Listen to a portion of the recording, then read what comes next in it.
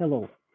Dear friends, I was meaning to record a video update since 4 days, but unfortunately I couldn't do it because now we have this kind of new reality here in Ukraine. The alarm system sounds more and more often, and before they lasted for like 15-20 minutes up to half an hour. Now we have to hide sometimes for 2 hours or so, and 5 times 2 hours a day. It takes time. Obviously, Lviv is not bombarded or shelled by rockets. But as far as I understand, every time there is a warning of possible hits by missiles, they put on this alarm, and we have to hide. So usually people do that, and I was using equipment at my university, at the Ukrainian Catholic University, for recording these nice videos.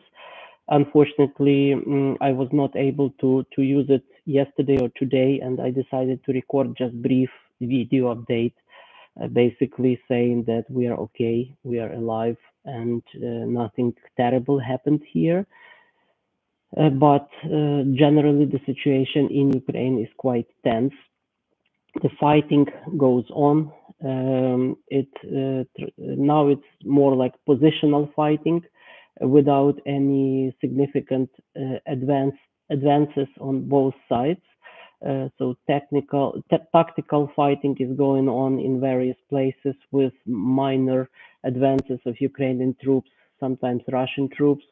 But as I said in my previous videos, it's a stalemate. There is no real uh, uh, upper hand on any side. The new things over here in these few days, uh, Belarus, it's kind of nobody knows how the situation will develop, but the dictator of Belarus, Lukashenko, is being pushed more and more fiercely by Putin to get involved into this war with his troops. So far, he resists, although he let the territory of Belarus to be used by Russian army and to especially to shell Ukraine with the missiles. But otherwise, Belarusian troops were not involved in the conflict so far, and hopefully they will not be involved in the future. But there is this tension because if they decide to move their troops over the border, they will hit two western regions of Ukraine, Rivne and Volyn regions. So Rivne and Lutsk, if you look at the map of the cities, and that would be pretty bad. Not because Belarusian army is any strong or capable of defeating Ukrainian troops on that direction, but it will disperse our powers. Will take obviously more troops from our side to be sent to Western Ukraine, since the danger here is that first of all they will take over some territory, and secondly they aspire to cut us from Poland. So obviously we cannot allow them to do that. Otherwise, people on the ground are determined for a victory. People are working very hard, both in the front lines and in the cities and everywhere, helping the front lines with ammunition, equipment, money, and everything we can. So I would say we're just getting used to the everyday reality of the war that is clearly destined to be long, maybe not years, I hope, but several months for sure. We are almost at the end of the first month of the war, and we don't see any end to it. There are all this news from NATO and Western governments that they are introducing more sanctions and doing making more pressure on Russian government in various forms. But it's very clear that both economic sanctions and normal political pressure is not working, and Russia is threatening now Baltic countries, Poland, uh, threatening, I mean, in the rhetoric of their diplomats and their um, political spokesmen. Uh, Hopefully, these are only verbal threats, but who knows if one day they don't decide to launch a rocket on Poland or Lithuania or whatever. Um, yeah, so just I wanted to say that we are alive and safe, despite the fact that I did not show up for 4 days on the YouTube channel. We keep working. I thank you for your support and donations you are sending.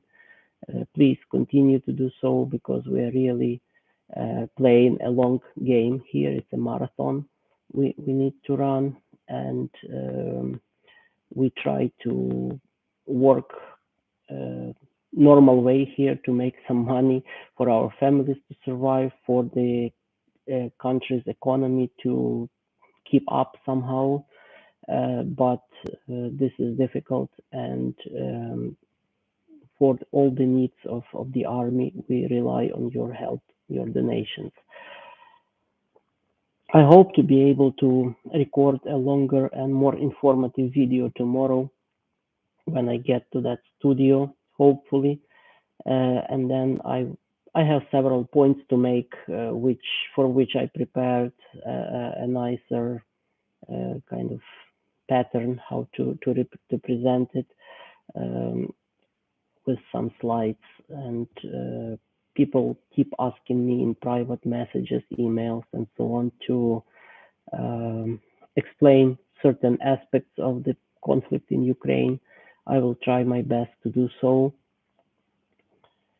Generally, we are in a strange psychological state. I don't know how to explain it. It's like it's kind of normal life. On the one hand, we still go shopping. We have to go to work in some form, not as before the war, but still in some form. Children go to school virtually, like during the COVID lockdowns. On the other hand, all this news we receive from the front lines and from peaceful cities that are bombarded, they simply are mind blowing.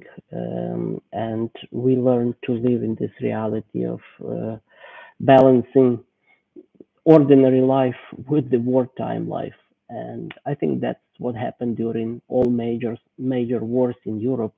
We tend to think about World War II as a period of complete destruction and unceasing fighting.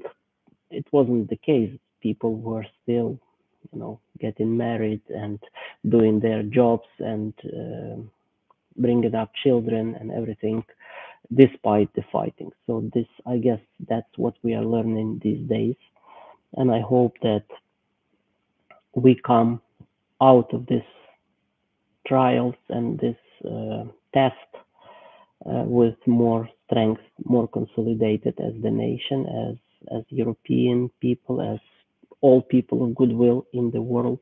We really feel your support, many of you who write to us or assure us their prayers or send some kind of support, financial or material, medical supplies, and so on.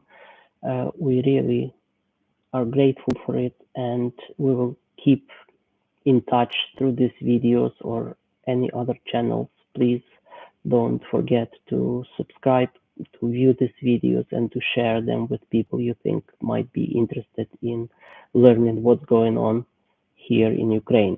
As I said, I will try to inform you about some ground level, grassroots level events which I think are characteristic of the whole situation, and which tell you a story which you will not see on the mainstream media that report just most brutal events or most politically significant events. I don't do that, but I'm trying just to represent you ordinary man view on what's happening, and tell the story of ordinary people living through this terrible situation. Thank you very much, and God bless you for watching and being with us.